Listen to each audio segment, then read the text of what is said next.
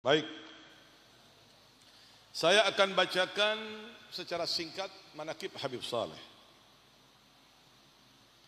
Beliau Habib Saleh bin Muhsin Al-Hamid ini lahir di Hadramaut, di satu tempat namanya Wadi Bakarman.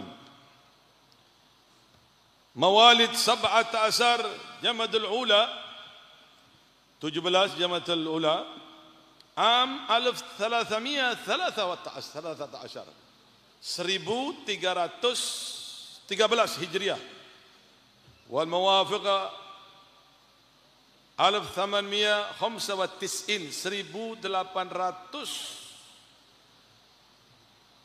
1859 miladi. Wa annahu mutalaqal ilmin fi biladihi thumma annahu hajar min Hadramut ila Jawa. Habib Saleh ini belajar ilmu agama dalam pantauan Habib Muhsin, ayah dari Habib Saleh, seorang yang alim, seorang yang faqih, seorang yang mempunyai kedudukan istimewa dari Allah Subhanahu taala. Kemudian pada saat Habib Saleh umur 21, dalam riwayat lain mengatakan umur 29, ini yang tidak diterangkan di sini. Karena saya mendengar sendiri dari ponakan Habib Saleh, anak dari Habib Abu Bakar. Habib Saleh sempat berdakwah ke negara India dengan saudaranya Habib Abdullah, yang sampai sekarang saudara Habib Saleh yang bernama Habib Abdullah itu tinggal di India dan keturunannya banyak di India. Demikian pula Habib Saleh sempat kembali ke Hadramaut. Beliau berdakwah ke negara Nigeria, kembali lagi ke Hadramaut, dan kemudian beliau berdakwah di tanah Jawa ini. Al-Habib Saleh sempat singgah pertama di Jakarta, lalu tinggal di Lumajang, di rumah saudaranya, sepupunya Al-Habib Muhsin bin Abdullah Al-Hamid, dan pada akhirnya Habib Saleh menikah dengan pribumi di Lumajang dan menghasilkan anak di Tempe. Tidak lama kemudian, atas bisyarah instruksi dari Rasulullah, Habib Saleh pindah ke Tanggul. Kepindahan Habib Saleh ke Tanggul ini sangat luar biasa antusias masyarakat Tanggul, yang mana dahulunya di tempat ini tempat yang jarang sekali orang berzikir kepada Allah Subhanahu taala. Beliau Habib Saleh diberikan wakaf oleh seorang muhibbin, pencinta dzurriyyatun Nabi, Haji Abdul Rashid, di tanah ini. Kemudian dibangun masjid dengan nama Masjid Riyadhus Shalihin. Makanya kenapa Masjid Habib Saleh ini kok tinggi? Karena bangunan yang lama itu kita tanam di dalamnya agar amalan-amalan orang-orang terdahulu itu tidak hilang.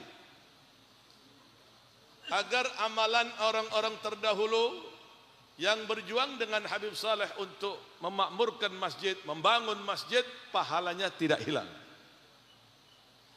Beliau Habib Saleh sempat mengajar di masjid kitab, banyak dari kitab para salaf, salah satunya kitab Imam Al-Habib Abdullah bin Alwi Al-Haddad.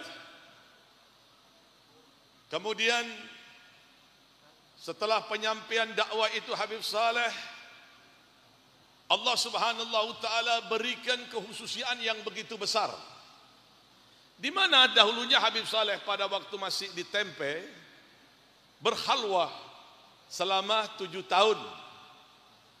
Di dalam khalwahnya itu beliau mendekatkan diri kepada Allah Subhanahu taala dengan membaca Al-Qur'an dan zikir dalail khairat, sampai pada akhirnya guru beliau Al-Habib Abu Bakar bin Muhammad As-Segaf Gresik yang mengeluarkannya dari kamar. Setelah dibawa ke Gresik, beliau Habib Abu Bakar menyerahkan sorban hijau, di mana Al-Habib Abu Bakar mengatakan bahwa sorban ini dari Rasulullah, yaqdatan. Tentunya kita harus berhusnudzan, karena Nabi mengatakan barang siapa orang yang melihatku dalam keadaan mimpi, sayarani yaqdatan, dia akan melihatku dalam keadaan terjaga. Kemudian sorban itu diberikan kepada Habib Saleh, artinya bahwa beliau Habib Saleh ini telah mendapatkan izin menyandang ke Kutubiyah. Kemudian Habib Saleh bin Muhsin Al-Hamid ini mengembangkan dakwanya. Karomat-karomat yang beliau miliki ini sangat luar biasa. Salah satunya adalah doa yang mustajab, membuat orang ini takjub dengan spontan doa Habib Saleh ini digabulkan oleh Allah Ta'ala. Pada saat Al-Habib Ali bin Abdurrahman Habsyi Kuitang tanya kepada Habib Saleh tentang doa mustajabnya, resepnya, Habib Saleh hanya menjawab, bagaimana Allah tidak mengabulkan doaku sementara aku tidak pernah membuat murkanya. Dan karomat-karomatnya Habib Saleh bin Muhsin Al-Hamid ini banyak sekali, dan kita wajib mengimani tentang karomatnya para wali. Hanya orang-orang yang buta mata hatinya, hanya orang-orang yang telah tertutup dari pintu rahmat wal barakat yang mengatakan karomat-karomat itu para aulia adalah hurafat, khayalan. Kalau itu dikatakan khayalan, lalu bagaimana dengan tidurnya Ashabul Kahfi sampai 309 tahun? Ashabul Kahfi bukan nabi, tapi para ulama, para waliun min auliyaillah. Demikian juga Asif bin Barkhiyah yang telah memindahkan kerajaan Ratu Balqis dalam sekejap. Itu karomat. Makanya kalau sudah berbicara tentang karomat, kita wajib husnudzon, jangan sesekali mengukur dengan akal sehat kita. Itu nggak masuk di akal. Jadi kalau ada orang yang mengatakan hurafat, khayalan itu hanya buatan-buatan, ini orang bodoh, orang yang perlu ngaji, orang yang tidak mengerti tentang Al-Quran, kisah-kisah dalam Al-Quran bagaimana Ashabul Kahfi sampai tidur 309 tahun, itu karomat dan kita wajib mengimaninya. Orang yang tidak percaya dengan karomatnya para waliullah, itu artinya dia tidak percaya dengan kemampuan dan pemberian karunia Allah Ta'ala yang Allah Ta'ala berikan terhadap orang-orang khususiyah. Kalau sudah demikian tidak percaya, na'udzubillah min dzalik, bisa menyebabkan kekufuran. Terakhir, beliau meninggal dunia di Tanggul. Kuburannya tetap masih ada. Peninggalan-peninggalan sumur barakah yang pernah dilodain, pernah didoakan oleh Habib Saleh masih ada. Rumah peninggalannya, athar itu masih ada. Semuanya masih ada. Kita hidupkan agar sampean semuanya mendapatkan barokahnya. Biar sampean merasakan barokah dari barokahnya orang-orang waliun min auliyaillah. Jangan khawatir sampean kalau sudah datang kepada orang-orang pilihan Allah. Jangan khawatir. Tapi dengan satu syarat, datang dengan perasaan husnudzon. Saya ambil yang instan aja dalil. Bagaimanakah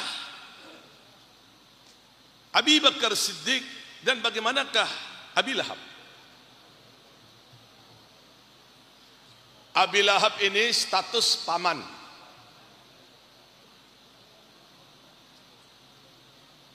Sedangkan Sayyidina Abu Bakar Siddiq dahulunya bukan siapa-siapa. Kemudian persahabatan itu berlanjut dengan Gusti Kanjeng Nabi. Kemudian Gusti Kanjeng Nabi menikah dengan putrinya Ummul Mukminin, putri Sayyidina Abu Bakar Siddiq, Ummul Mukminin Aisyah radhiyallahu anha, sampai Sayyidina Abu Bakar Siddiq ini mendapatkan kedudukan istimewa dengan julukan ulul fadli. Diberikan keistimewaan oleh Allah. Apa penyebabnya? Kenapa Abi Lahab tidak mendapatkan itu semua? Karena cara pandangnya berbeda. Mantengah beda. Cara pandangnya berbeda. Yang satu dengan memandangnya dengan perasaan husnudzon, meyakinin bahwa ini adalah orang pilihan Allah, meyakinin bahwa ini adalah Nabiullah, sehingga Sayyidina Abu Bakar Siddiq diangkat derajatnya oleh Allah Ta'ala, dan beliau adalah salah satu orang yang dijamin masuk surga oleh Allah Ta'ala dari para sahabat yang lainnya. Beda walaupun keluarga, memandangnya hanyalah Nabi sebagai anak yatim yang perlu dikasihani, tapi tidak beriman, makanya matinya tetap tidak beriman. Jadi ya, berhusnudzonlah, kunci dari segala keberkahan itu wajib husnudzon. Memang barokah itu masuk ke dalam diri seseorang tidak memberikan kabar, tapi memberikan alamat.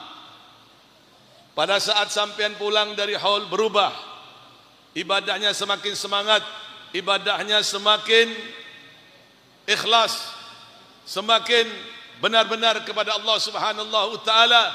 Ini adalah salah satu alamat dari alamatnya keberkahan masuk ke dalam dirinya. Yang bekerja digampangkan oleh Allah Ta'ala urusannya, yang sakit diberikan kesembuhan oleh Allah Subhanahu wa taala, yang mempunyai hajat digabulkan hajatnya oleh Allah Ta'ala, karena mencintai orang yang dicintai oleh Allah Subhanahu wa taala. Dan mudah-mudahan kita semua mendapatkan keberkahannya insyaallah.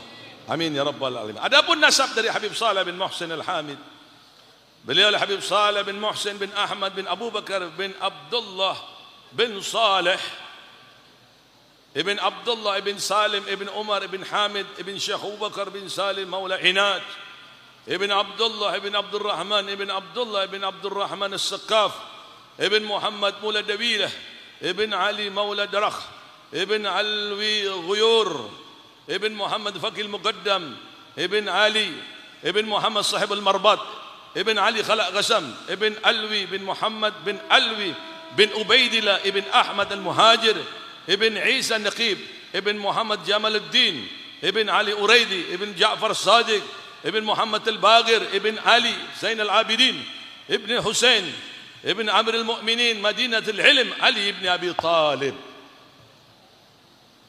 Semoga kita semua mendapatkan keberkahannya. Pesan saya, jangan pernah berubah dengan ajaran para guru. Jangan pernah keluar dari ajaran para guru kita.